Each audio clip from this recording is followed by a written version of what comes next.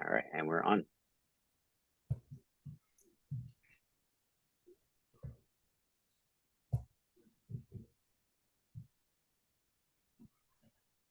Okay, here is Team Healthcare's representation of our analysis of Peloton.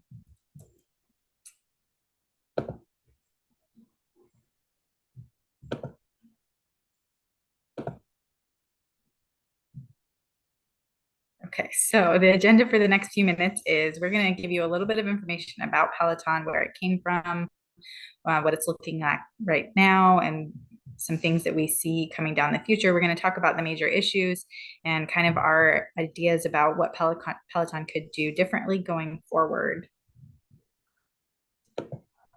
So starting first with some background, Peloton was founded in 2012 with a goal of bringing interactive workouts to home. So this was 8 years before COVID hit, and at the time they introduced this bike with a plan that people would have kind of this state-of-the-art technology in which they could do exercise at home. They started with a stationary bike and then expanded to include a treadmill, rowing machines.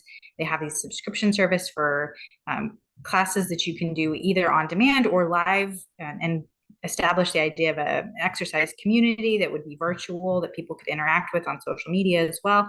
And then they've also expanded into more accessories, activewear and such.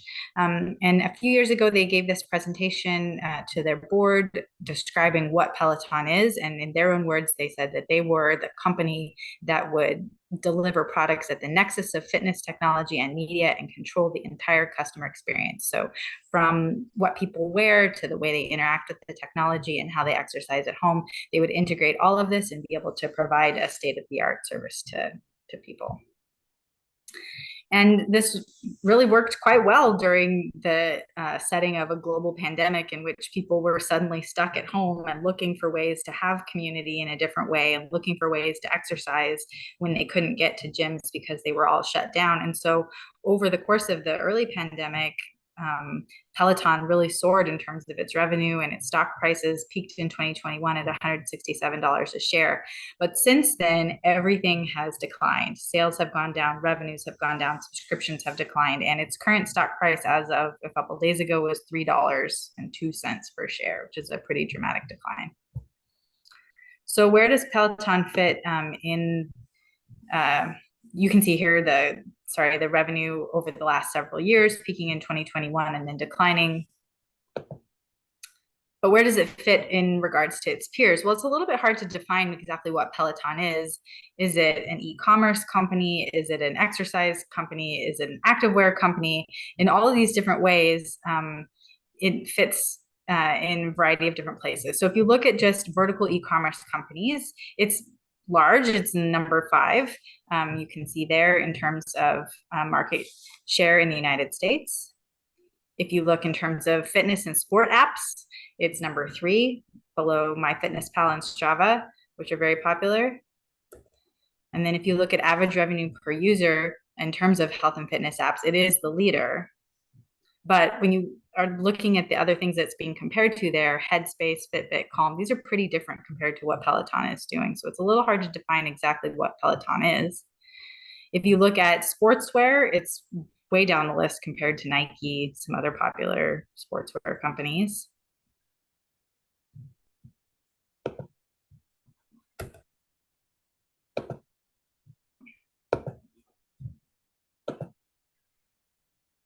And then just as a whole, the market has over the years increased specifically during COVID, and it seems to be declining now as people are getting back a little bit more to regular life. And the same thing is true for exercise cycles. So Peloton is in this area where it was in the right place at the right time during COVID. It took advantage of that. And now because of the market is in a different place, Peloton is going to have to figure out what it's going to do with itself going forward. I will turn it over to Jeremy. All right, let's see if I can request remote control.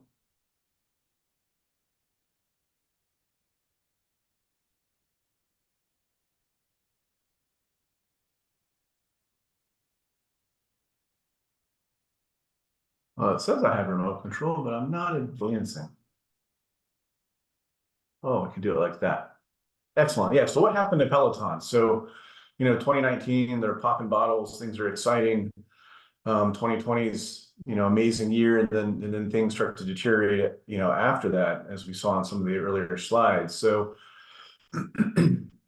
as I was kind of looking into it, I came across maybe four main issues. I think the first one was not appreciating fully what caused them to blow up, not having a plan for post-pandemic return to normalcy, some out-of-touch pricing, and then a series of unfortunate events. So if we think back to 2020, do you even remember 2020? I think I blocked it out. But specifically, do you remember, where were you in 2020 when the world shut down and people are at home, not able to go out and do stuff? Well, Peloton was perfectly poised to pick up on some of these external kind of market factors. So if we take a look at April 2020, there's this massive drop off in the US in folks going to the gym because they couldn't go to the gym. At the same time, early 2020, there's this big uptick in interest in home fitness equipment. And if you look back over the few years before that, there's kind of these regular cycles of people getting excited about fitness equipment at home in the holidays, but overall it's a pretty flat line. And then all of a sudden just jumps up. And if we could line up some of these graphs around that March 2020 time, that's where revenue starts to really pick up for Peloton. It's also when subscribers really start to pick up. And so what ended up happening to them is that if we look at the green line here, more of a regular kind of growth rate, they really packed in 5 or 6 years of growth into like a 1 to 2 year period.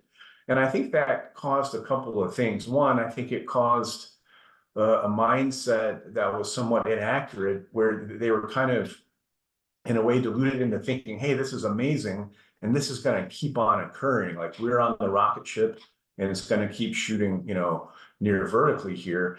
And then I think the other thing that it did is the compressed time frame didn't give them enough time to come up with or evolve into like what the next phase might be for them.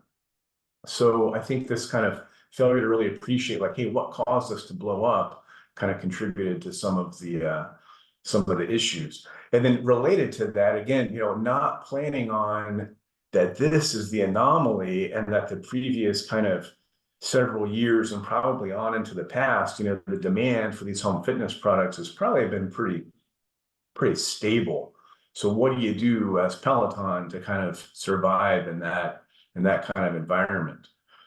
A third problem I think Peloton was facing is just this problem with pricing, which you could look at it perhaps with the bicycles, but I think it's just most highlighted the best by just the cost for these treadmills. So home treadmills can be categorized into budget, mid-range, and high-end models. And both of the treadmills that Peloton offers are, at the high end of the high-end kind of range. And so I think in a way they price themselves kind of out of reach for a lot of folks. And then unfortunately, some really terrible events started to pile up in 2021. The reports start coming in of people getting injured on the treadmill. There's even one really terrible fatality where a toddler was killed by the treadmill. And the picture kind of highlights the issue. So the Peloton treadmills have this big space here, which is more than most treadmills have. And so there's this, and the little track itself had these kind of ridges on it to help with comfort and traction while running. But those two factors combined caused people to get injured and even caused this fatality. And so these unfortunate incidents really contributed to some of the difficulties. So the current state, they replaced the CEO, the founder in 2022, the co-founder stepped down in 2023, bring in a new CEO. He quickly got to work trying to cut, expenses and cut almost 3,000 jobs, put together a brand relaunch in 2023. And so you can see this sort of pivot from, we're a hardware company that also does exercise classes to this idea of maybe we're a software first or a subscription kind of model. And you can kind of see that in some of the change in the revenue stream where 2021 on into 2023. And currently there's more revenue coming from the subscription. And I think that, if I were to lay out what I think they need to keep on doing, like what their objective should be, I think it should be continuing with this pivot, given that they've got stable subscribers, fairly stable annual users. A task for them is to figure out how do we continue working towards profitability, given the fact that we've got a stable user base and stable subscribers, and they've got to keep working toward reducing losses, which they actually pulled off in 2023. So with that, I will pass it on to Aaron and give up remote control. All right, so I'm going to start with 4 Ps. So some of this has been alluded to, but I really wanted to start with the product. Let's see if we have, yeah. So basically our 4 Ps, and then we added one.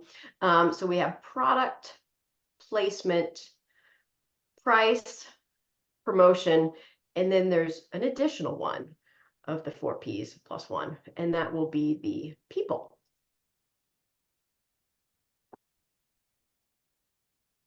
Okay, so for some reason, all I'm seeing is myself now. I do not want to see that. Okay, no, definitely not. All right, so are we advanced? Can somebody help me advance? It doesn't seem to be working for me, so I'll let the experts handle that. Ted, will you advance me, please? Yeah, let's see here. Sorry, let me see if I can take over here. Oh, Yeah, there it goes. you got Okay. it. Yeah. All right, so we're going to break down the 4 Ps. The first one is product. So as mentioned briefly, Peloton's main claim to fame, at least initially, was really high quality bikes, which were actually developed and designed by professional bicyclists. They're technologically advanced and innovative with added features to really enhance this experience. So the products are designed to be engaging and immersive. They feature large touch screens that allow users to kind of interact and access things both on live and on demand.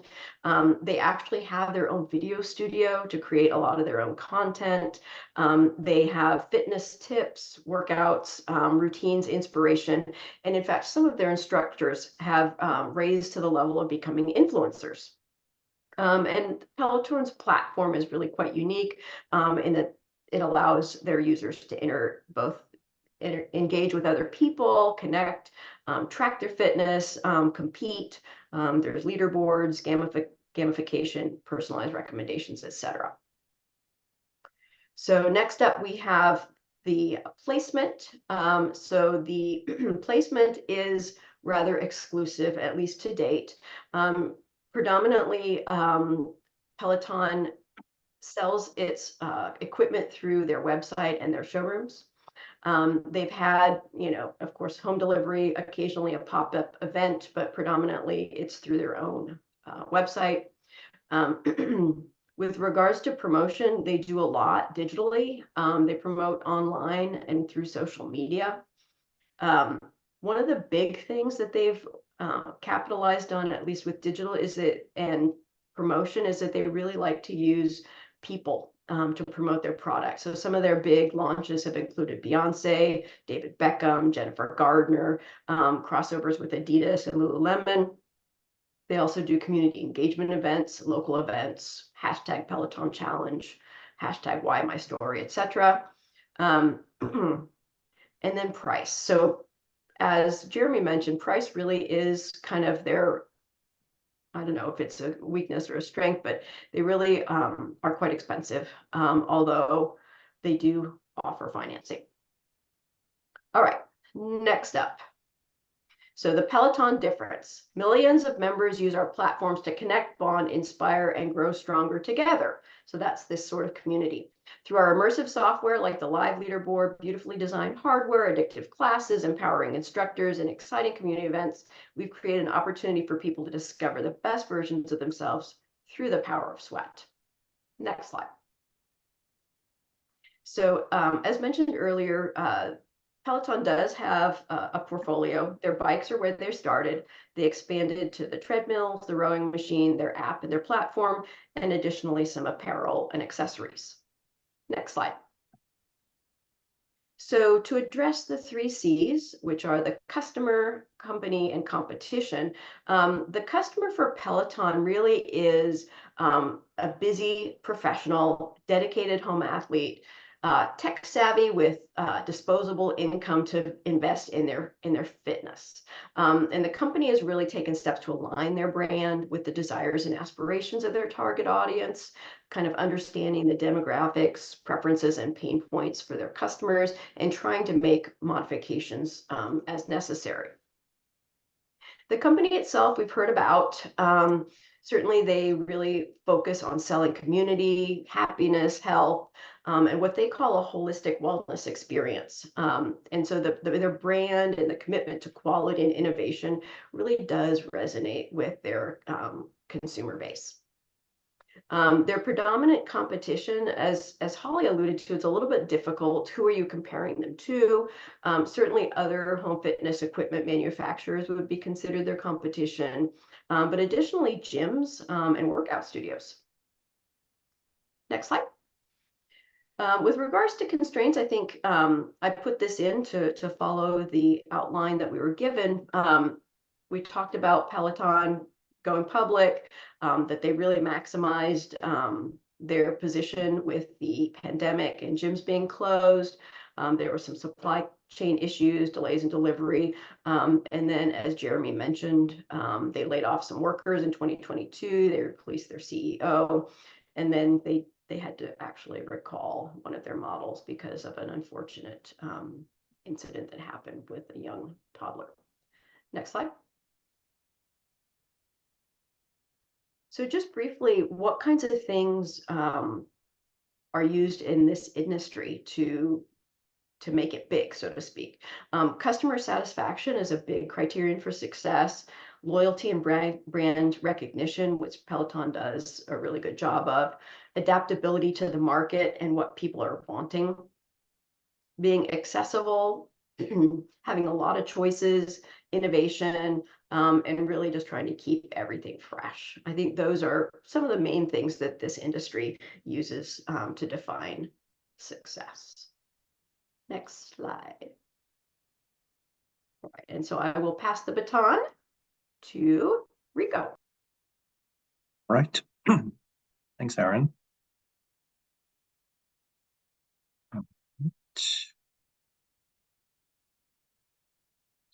All right, so I'll be talking a little bit about the strengths, weaknesses, opportunities, and threats for Peloton. In terms of strengths for this company, so first and foremost, Peloton does have a huge customer base and has been growing ever since the COVID-19 restrictions with very high customer retention rate. So from what experts think, even after COVID-19 restrictions have been relaxed, people are not as eager to rush back into gyms and fitness studios and just leave all their Peloton hardware behind. To date, the company's customer base is still quite remarkable, with a community of over 3 million people post-COVID, and with the expectation for that number to grow even bigger. Peloton, however, does continue to enjoy a community of members that are also very extreme brand loyalists who bond greatly due to shared love of the service, which I listed out here in the bullet points. Diverse and celebrity-led instructors is a big plus for customers. Powerful brand identity, innovative user-centric technology, as we have just seen in some of the pictures. A big tablet with touchscreen makes it very easy, user-friendly to use, but also having a very comprehensive product ecosystem there. On the weaknesses side, the company has reported that there were delays in delivery of equipment due to COVID. The pandemic has impacted the company's ability to manufacture its new products, and at some point forced to pause deliveries across most of the US.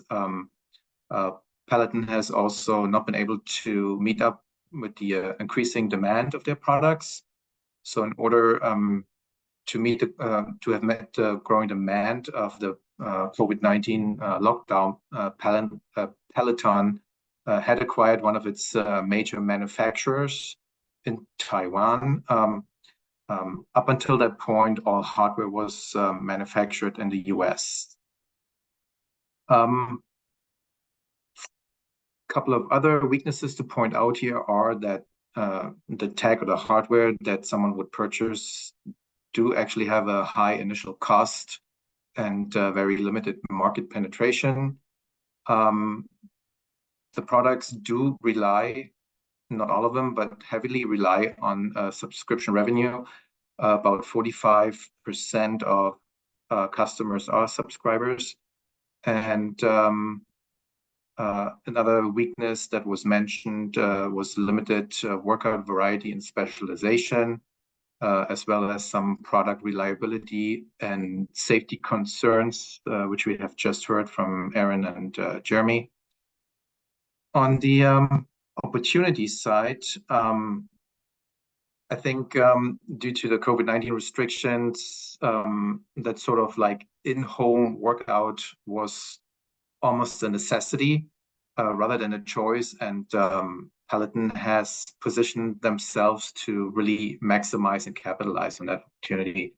Peloton did enjoy that boom, I would say, with many gyms closed and their hardware and their subscription services being the go-to.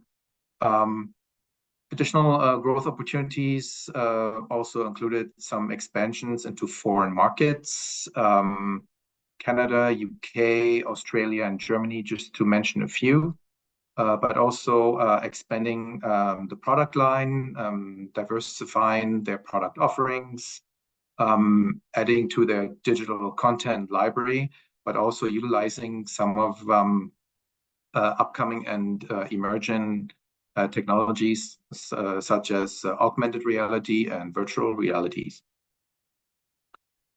On the threat side, Peloton did announce that it wanted to reduce the cost of its most popular spin bike by about $350, just to make it more accessible to more people. But there's still a lot of competition from other rivaling companies such as Echelon with their Smart Connect EX3, which currently costs less than the current price of the Peloton bikes, and the Nordic Track S22i Studio Cycle.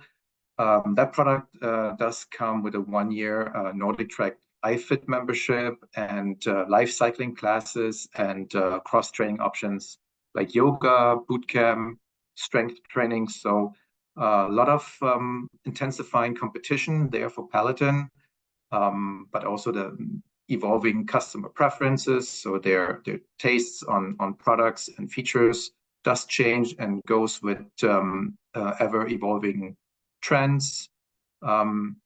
Other threats the company is facing are of regulatory and legal nature, which we have touched up on briefly. And then lastly, supply chain disruptions, the pandemic being one of the biggest disruptions, and other manufacturing challenges, which caused the company to actually shift their manufacturing over to a company in Taiwan.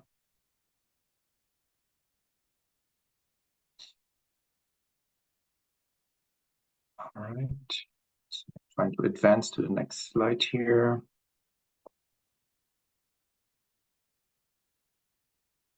All right, thank you.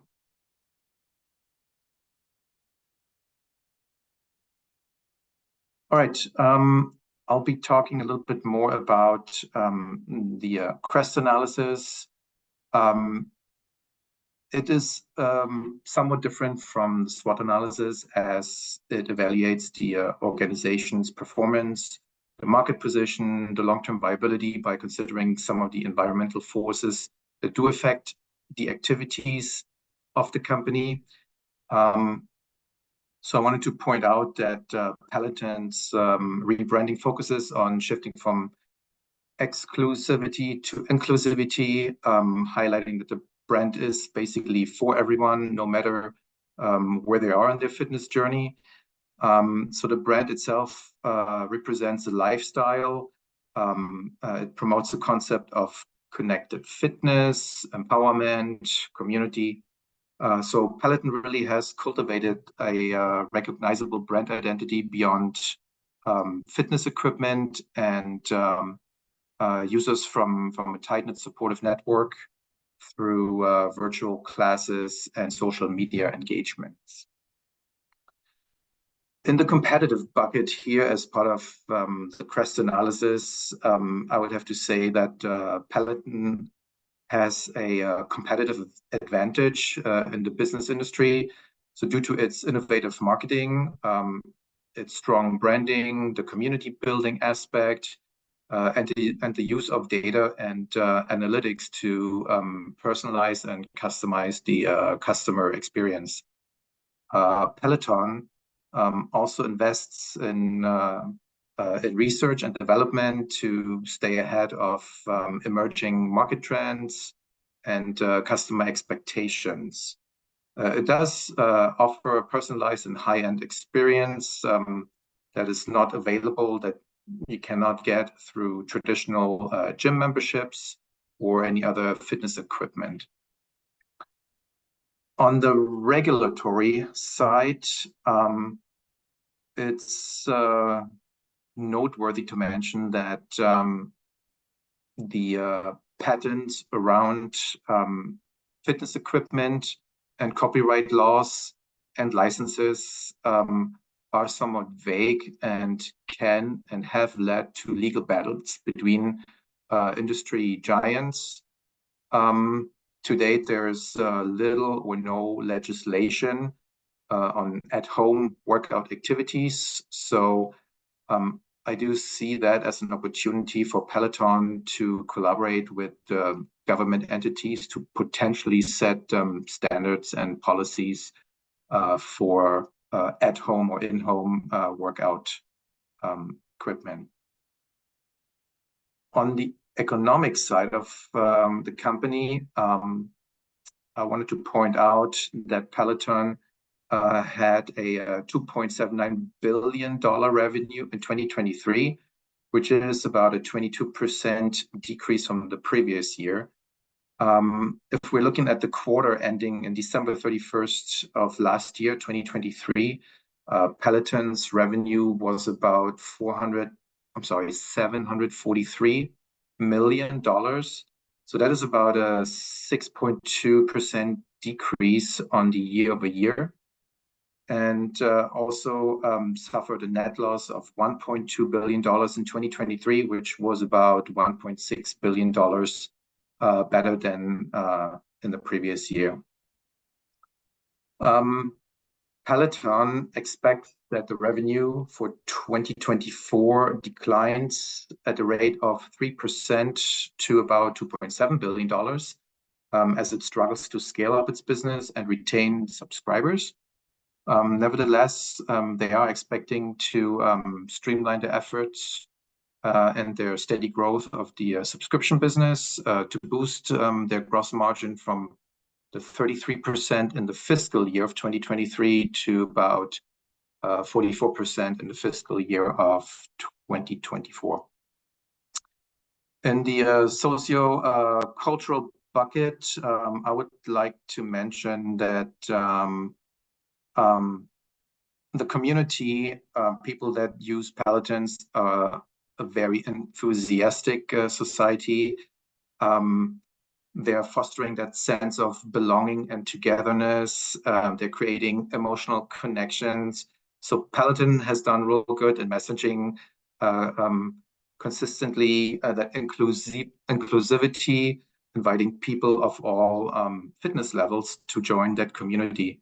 So that really creates a welcoming environment that encourages participation and long-term commitment on using their hardware and their subscriptions.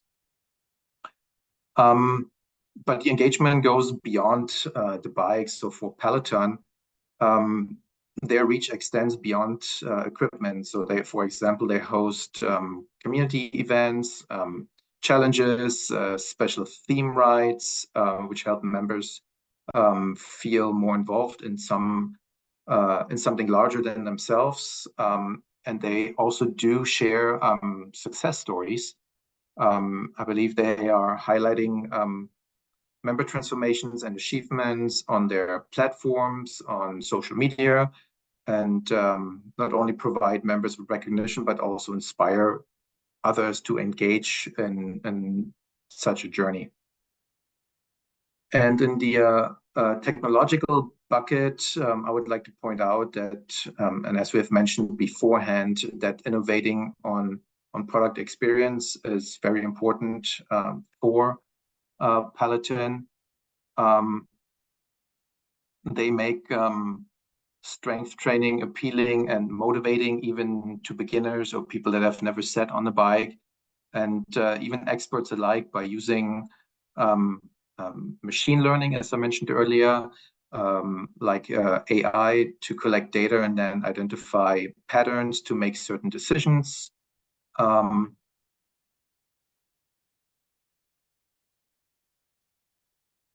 And other features are, for example, a real-time leaderboard or video chats during live classes, and the ability to follow friends and foster the sense of competition and camaraderie. So it's really a digital ecosystem that makes every member feel that they're part of like a collective workout community.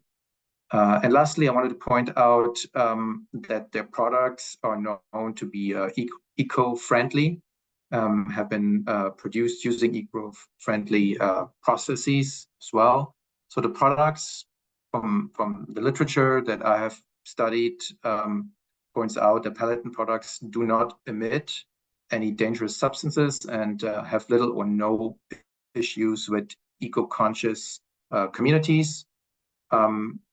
And I think that is an important point to mention here too, because environmental consciousness can characterize the business scene nowadays. I mean, there are companies out there that are easily boycotted just for, you know, the failure of engaging to utilize eco-friendly production processes.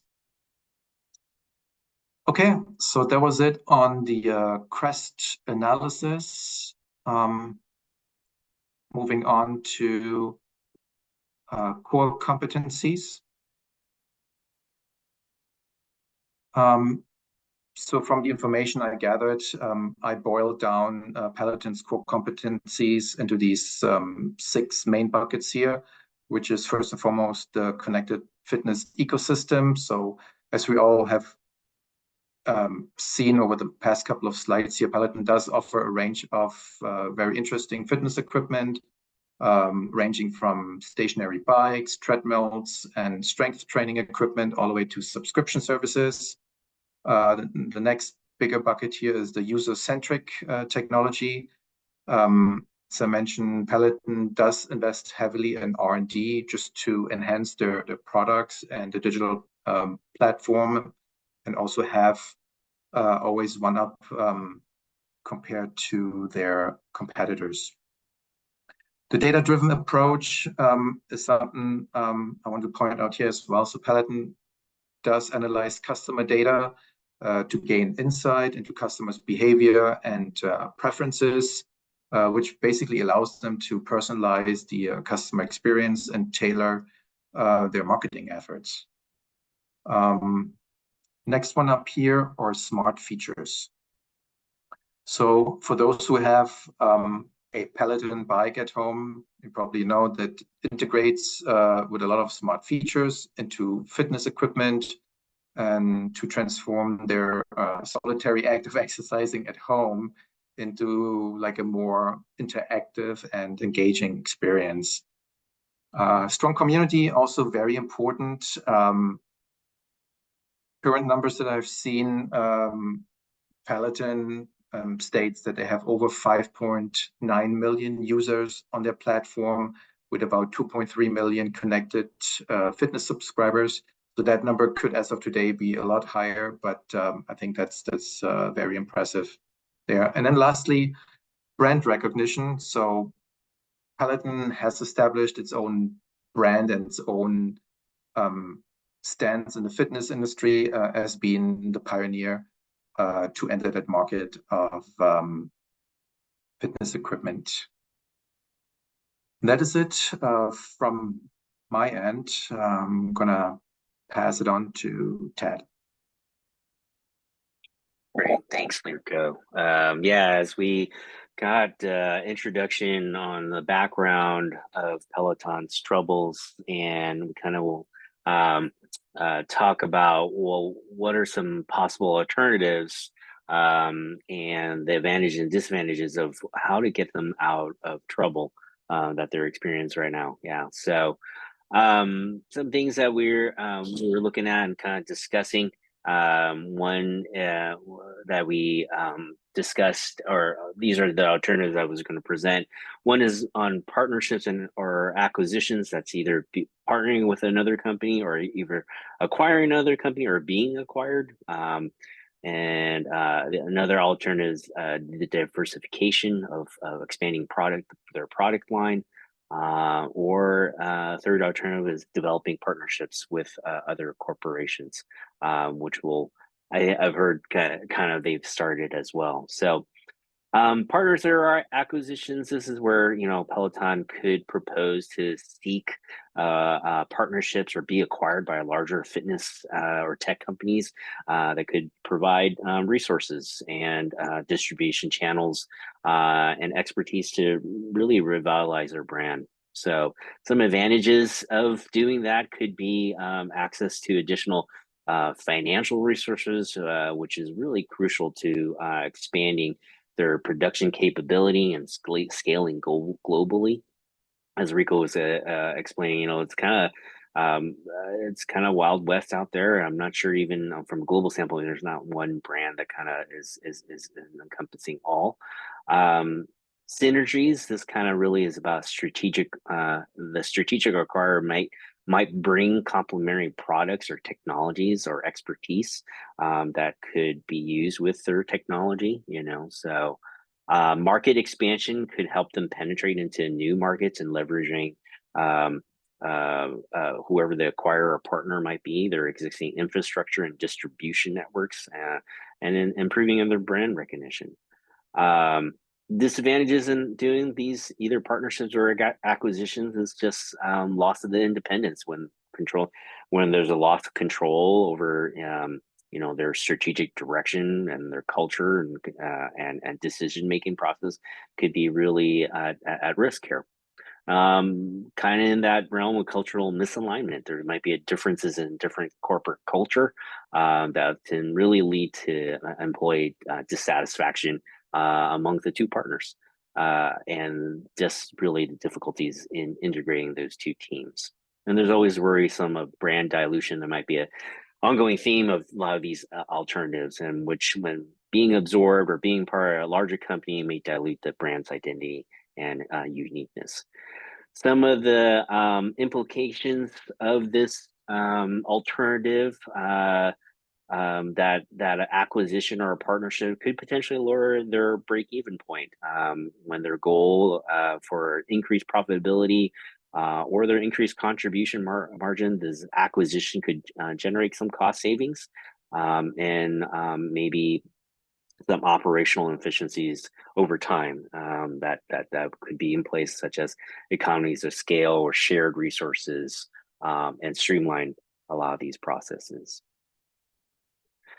Another alternative is diversification. And it's really, this is the diversification or expanding of their product line that could be opened up to new revenue streams. They could possibly explore and incorporate more fitness wearables, including incorporating virtual reality goggles or alternate or augmented reality goggles as well.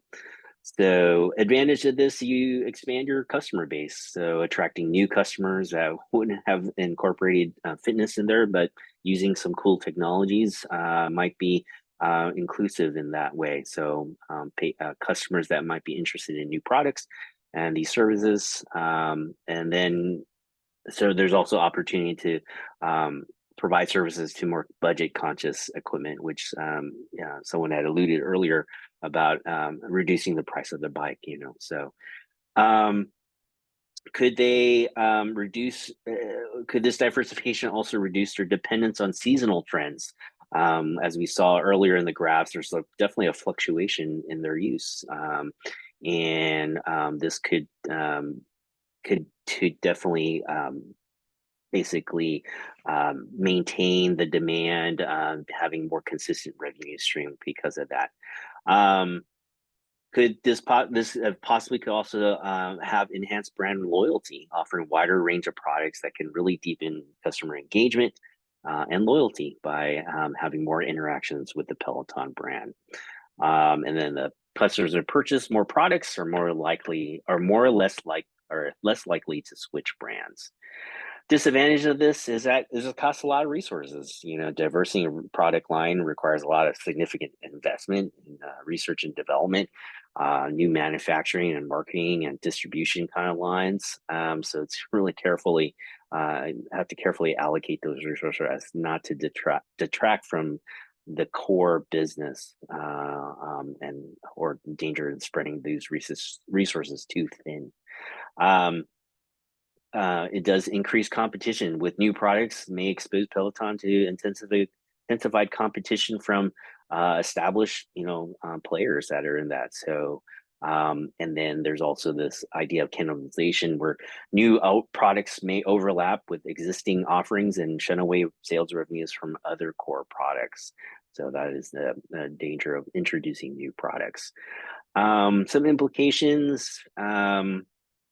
The diverse product line can enhance some of the customer lifetime value by increasing customer engagement and loyalty. And it might impact Peloton's profitability, but these new products definitely incur a lot more higher expenses, definitely in the long term. But then, that's the risk that we take for the chance for increased profitability.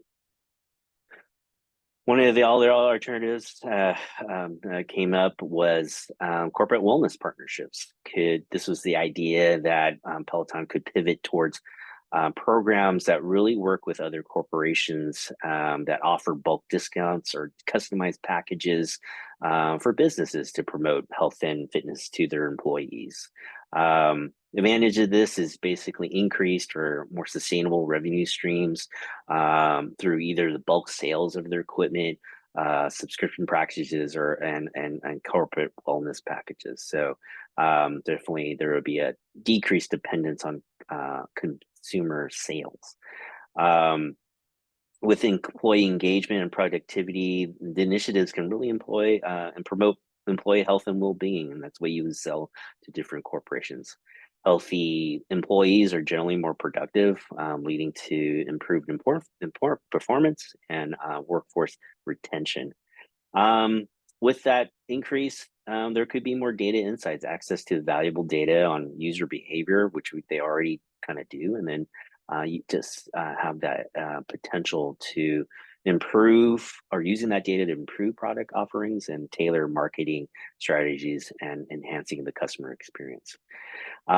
Disadvantages of this is many other companies can offer similar services of fitness and wellness solutions. Where definitely could be resource intensive as well. These partnerships require a lot of time and personnel and financial investments and customization, and basically need to allocate a lot more resources effectively to establish and maintain these successful partnerships throughout their relationship. And then there's definitely legal and regulatory compliance should this happen. There's definitely there's a considerations for legal and regulatory ramifications, including privacy laws, data protection regulations, and compliance with corporate wellness program standards that have to comply with the industry guidelines. So, in implication, this is increased revenue growth based on kind of these bulk sales of equipment or subscription packages, and then the subscription sales can be offered at a discount or subsidized subscription to employees of these partner companies. So for increased revenue, basically. All right. And now I'll kind of turn to Hemal, who kind of will kind of summarize a lot of our conclusions and kind of what we came up of how Peloton should move forward. Thanks, Ted. And Ted, I'm going to ask you to forward my slides for me if you can. All So from our presentation, one can see that Peloton is in some trouble. The company is at a crossroads. Based on our research and after considering all the alternatives, we recommend Peloton pursue partnerships with, number one, other fitness-related entities, and number two would be platforms that expand Peloton's reach. So for example, their partnership currently with Lululemon is designed to increase market penetration in a high net worth bracket of existing fitness enthusiasts. Their partnership with TikTok, which is where they're going to be co-branding a fitness hub on the TikTok platform, is designed to expand the market to Gen Z and younger individuals. Next slide, please. Well, why does this alternative or approach make sense as opposed to some of the other ones that we entertained? Well, since subscription-based services, connected and app-based, account for the majority of Peloton's revenue, efforts at increasing market penetration and expansion will boost the number of subscribers. Next slide. Well, this is clearly in line with Peloton's goals. The Peloton CEO, Barry McCarthy's goal for 2024, he says, quote, "My primary goal for fiscal year 24 has been to restore the company to positive free cash flow for the full year." Number two, this will address head-on Peloton's major problem, drop in subscribers. And in fact, the CFO, Liz Coddington, was concerned is that the company's outlook for the future is really tempered by the uncertainty of surrounding the ability to efficiently grow paid app subscribers. Next slide. Now, when you form partnerships, for example, they formed one with Lululemon, they formed one with TikTok, and then in the implementation part of the presentation, we'll give a hypothetical approach that Peloton can take. There are certain trade-offs. And the trade-offs, and Ted alluded to this, would be brand dilution. So for example, Peloton prides itself on being an exclusive company in that it provides exclusive content to its users. Well, if Peloton is seen everywhere, then that dilutes the exclusivity factor of Peloton. Misalignment is an issue. Well, be careful who you partner with. You know, the idea of partnering with TikTok sounded great maybe a year ago, but now TikTok is in the hot seat with the US government. The other issue is the loss of independence. Innovative core content, the type of classes that Peloton provides, is one of Peloton's competencies. And when you potentially partner with somebody, you may lose some of that independence and or control. Next slide. Now, of all the other alternatives that we had discussed and Ted nicely outlined, for example, acquisitions. Well, if Peloton were to acquire another type of company to kind of boost its spread or its market, well, that doesn't seem feasible right now for Peloton because of its current negative cash flow. Diversification, as Ted mentioned, would be a great idea going into augmented reality, but that requires investment in research and development more so than what they're doing. Once again, requiring more resources. And while corporate wellness partnerships sound great, they may not have enough scale. And in fact, there's a failed partnership with the University of Michigan that Peloton tried to create. And unfortunately, that did not work out well for them. Next slide. So implementation. So we recommend that Peloton try to form more partnerships on a larger scale. Well, how can Peloton do this? Well, one hypothetical approach that Peloton could take would be to pursue partnerships with selective high-end fitness clubs throughout the United States. And some of these high-end fitness clubs include, for example, New York Sports Club, Equinox Fitness, Washington Sports Club, which is apparently the place to be in Washington, D.C. to work out. There, users can experience the Peloton app as part of their membership, but they are limited to group classes. So for example, it'd be nice to kind of do a nice Peloton yoga class with a group of people physically in a space, and then enjoy that group setting. And other classes like cardio and HIIT are possibilities too. What you then can do, and what Peloton can then do, is offer app subscriptions potentially discounted to these members to utilize the other Peloton platforms. For example, if you can get somebody hooked onto Peloton, especially if someone didn't have the means to do it before or wasn't really interested in doing Peloton since it was mainly an at-home workout situation, maybe if you can get hooked on group classes, they might be willing to spend a little money to enjoy the rest of Peloton's content. Next slide. Well, in order to, the 5 W's in terms of the rubric they were asked to provide are listed here: who, what, where, when, and how. I'm not going to go over this in detail, but this was clearly.